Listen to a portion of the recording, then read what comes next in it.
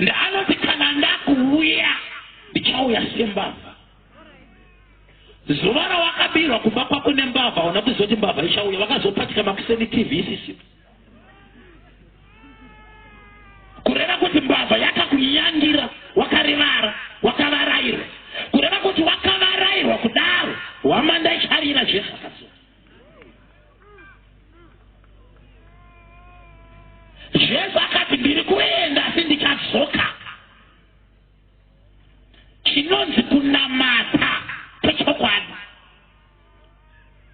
kuenda kudenga kudarika zvese zvongataura.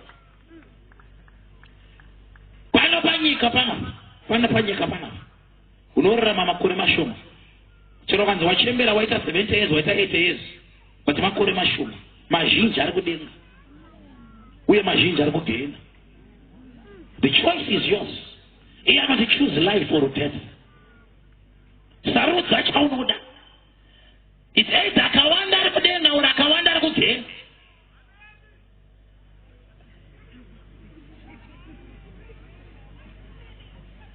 Bible kariverenga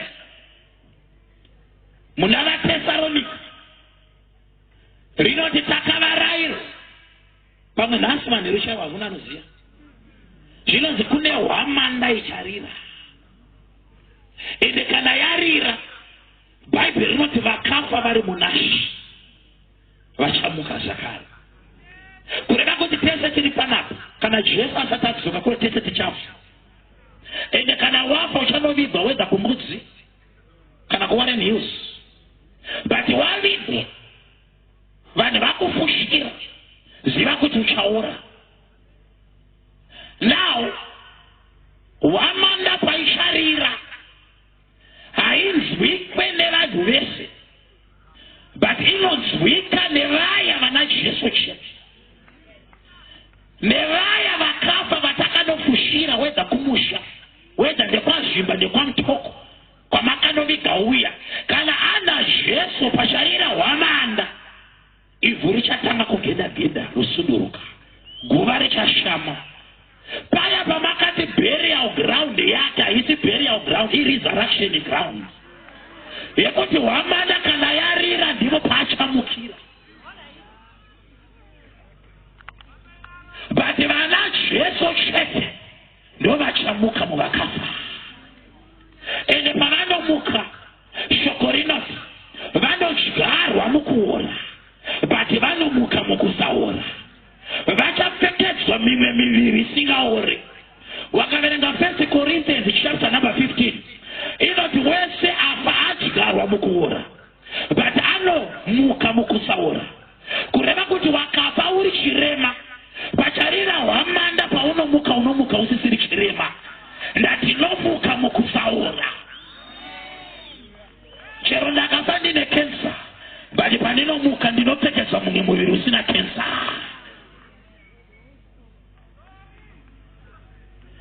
Ende vapfekedzwa mimwe miviri zvinonzi vachabvutwa voenda mumakore vonosangana naJesu. Robva rati isu vatsvene vapenyu manje, isu ana mhako mukubwayera kweziso tichabvutwawo tonosangana mumakore.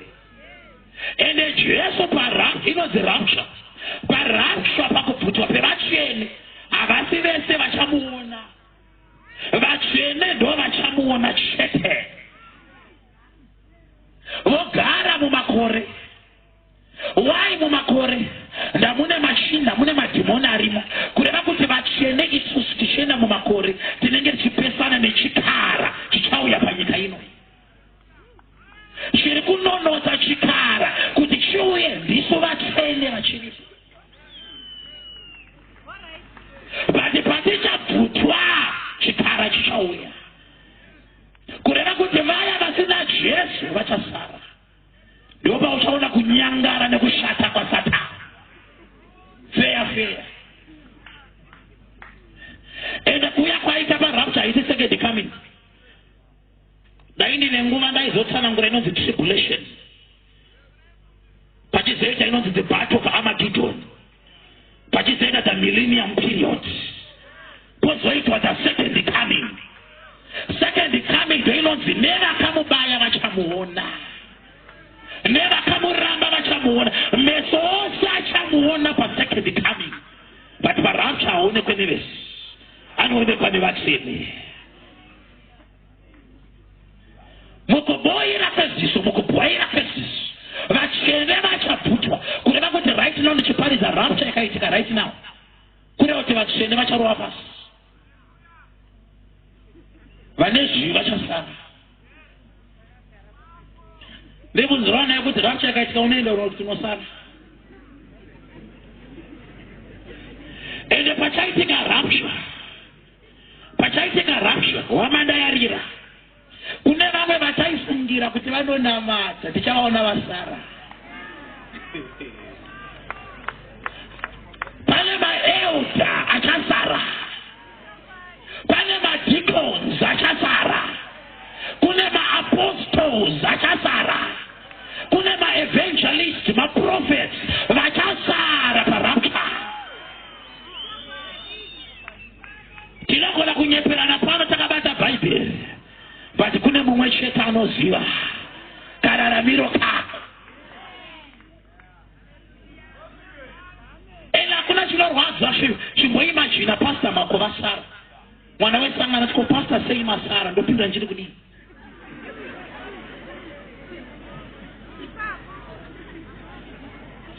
Nezuva richaitika rapture, vachine vachibhutu vachishangosara murwi wehembe chete.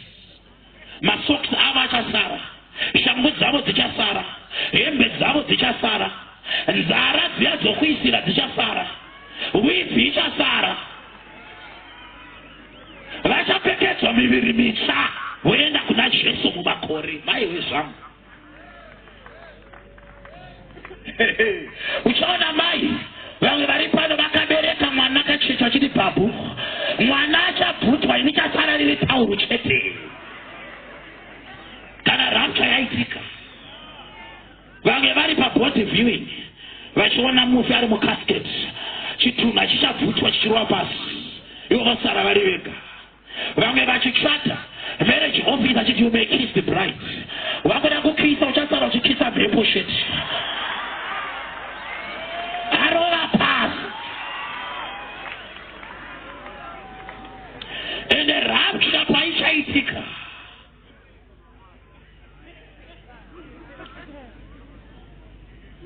dzimba dzevatsvene dzichabiwa nematsotsi zuva iroro. Ndamatsotsi achasvika pasina vanhu votuta, vasiri kuzoti rapcha yaitika. Zuva iroro kuchaitika maaccidents. Kana pilot ana Jesu muri mundege achabhutwa, ndege yosara isina pilot. Chimboimagina uri mukombi muchienda kubasa, kombi ichifamba iri mu120, driver ana Jesu, iwe hauna Jesu. Kureva kuti iye akabhutwa, kombi ichapeuka wobva wafa. Ende kana wafa kuenda kugehena sei. Kune zvitima kuchaitika matrain collisions, kune zvikepe zvichanyura pamaairport, pane ndege dzicharovana ndaaikontrola wacho anenge abvutwa.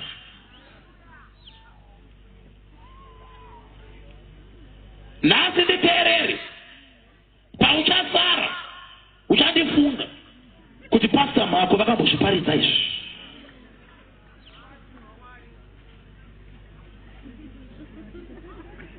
Rapcha kana yaitika, vatsvene vachabvutwa, posara vaya vaizvibhiga. Mangwana acho machechi anenge akazara. Nevairamba Jesu zuva iro vachazoti Jesu ariko.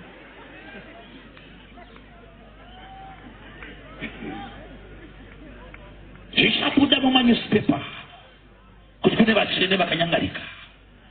Zvichabuda kuna na BBC, kuna na CNN. Zvichibuda kuti kune vatsvene vakarova pasi. Vasara ndo vaedheni. Musangana mega nechikara. Kuna inonzi tribulation yandingaitsanangura ndikatyisenzera vanhu. Kune tribulation ichaitika after rapture. But ini shungu dzangu ndakamira pano, handidi kuti uende pa tribulation period. mutumbi wako ngaumuke muvakafa. Chero uri mupenyu panobvutwa vamwe newewo bvutwawo uchienda mumakore. Zvichasara zvichisangana nevamwe handiri usara uchisangana nazvo.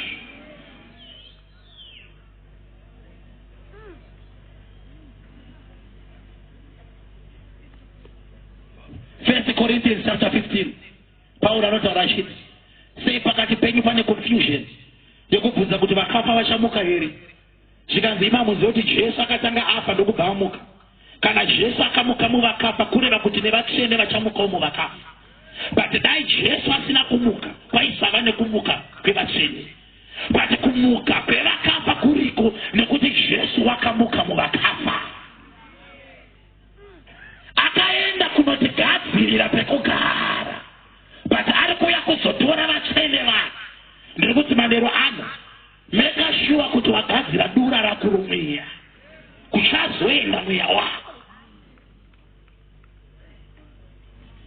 Makarara pambedha baba namai chimuka makuseni. Mai vanona baba vasesi vari mapijama sara chete.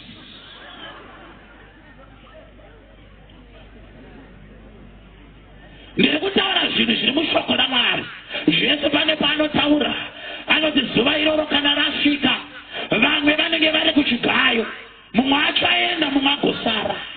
Vamwe vari kumunda vachirima ane gejo, mumwe agoenda mumwe agosara.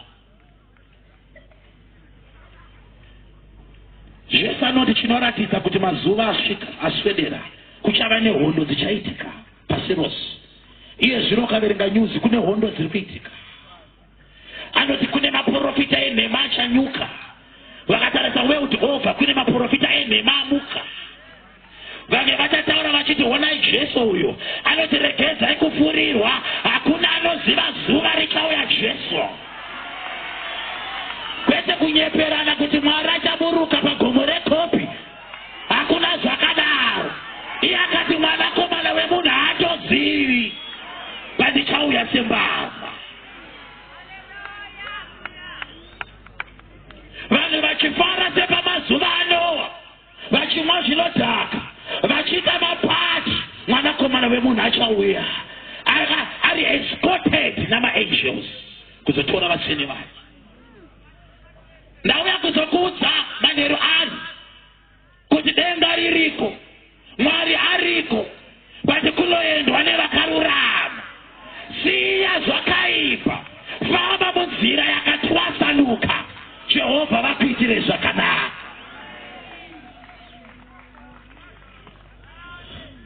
Chero motikari yako wakaisa tindi, wakaenda musango mugwenzi, chero wakakecha wakati hapana anondiona, but kuna Jehovha asingaboire anoona shoshe dema murima nhema. Chero pastor vakasakuona, but kuna Jehovha anoona. Hatiraramire vanhu, tinoraramira musharukwa, tinoraramira Jehovha. Uchasara, ndati uchasara. Ukaramba Jesu uyu, pane vamwe vari muchechi vanoti gumbo panze gumbo mumba. Pane vamwe vari muchechi vanosanganisa. Zuva iroro ndati uchasara.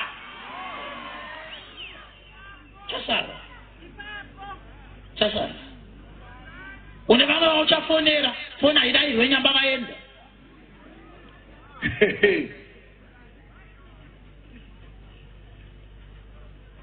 Nzeve dzako dzakaropafadzwa kunzwa vhangeri rakadai. Ari kuti ndaapadyo nekudzoka. Jesu apadyo nekudzoka. Rurama, gadzirisa upenyu hwako, tendeuka, siya zvakaipa.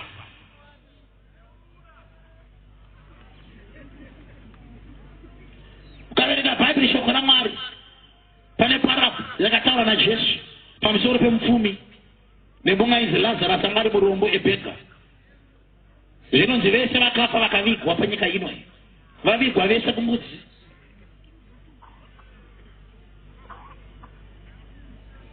Zvinonzi vakazoonana kudenga. Mupfumi anga ari kugehena, Lazarus ari kuna Mwari kuAbraham's bosom. But nyaya yakamuendesa kugehena kusi kuti mupfumi.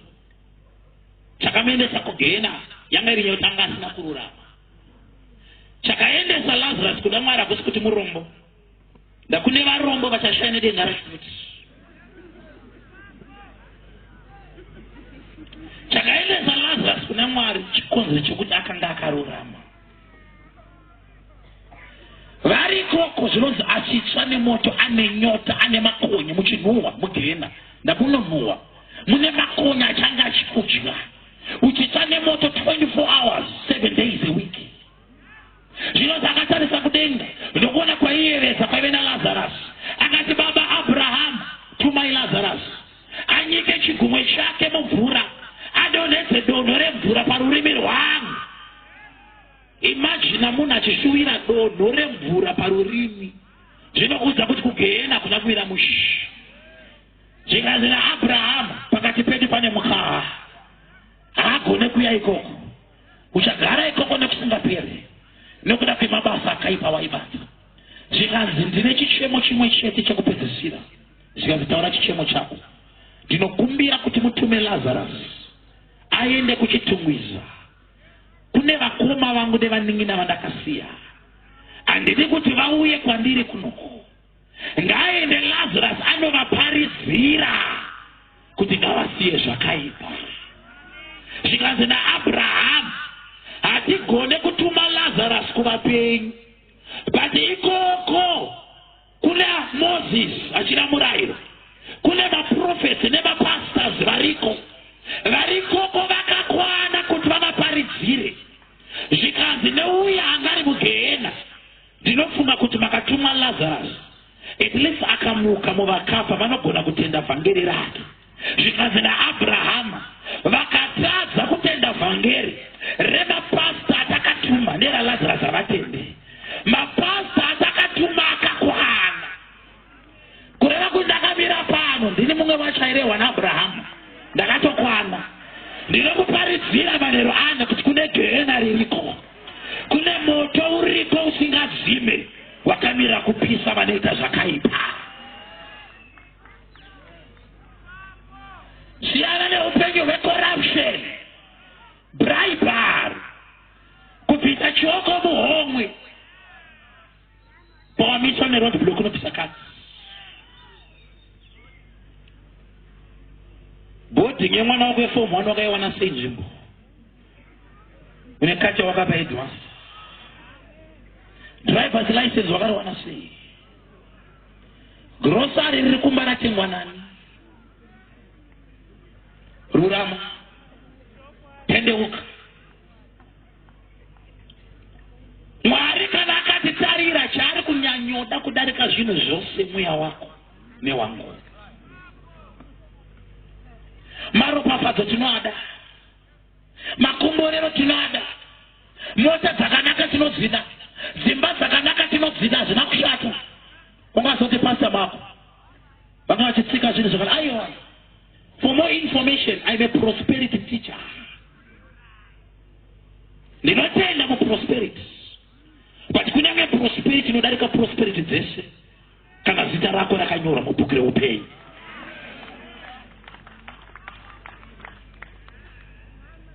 Ndichapedzisa nemumwe murume wandakaverenga anonzi Kenneth Hagin. Kenneth Hagin achitaura anoti ndiri kamukomana kane 14 years. Ndine chirwere chakandibata chemwoyo. Ndiri pamubhedha panguva yangu yekufa. Mbuya vangu varipo. Kenneth Hagin anotaura mubhuku rake achiti ndakafa. Ndokubhabhina ari pamubhedha. Anoti pati pandakafa ndakaona mweya wangu uchibuda mumutumbi. Mweya wangu wabuda mumutumbi. Anoti wakatanga kuenda kudenga. Uchienda. But uchienda. Anoti ndakasvika mutunnel. Ndokubva yatanga kudzika underground because hell is underground. Achidzika mutunnel underground. Anoti ndichidzika rima rakatanga kuramba ichita gross. Pachiva negross darkness. Rima richiwedzera. Ndakatanga kunzwa kunhuhwa. Hisi yakatanga kuwedzera. ndasvika pasi anoti pane magedhi akanga aripo egehena, pane madhimoni anga akamira pagedhi. Anoti pane chimwe chikara chakandibata, the keresi agimu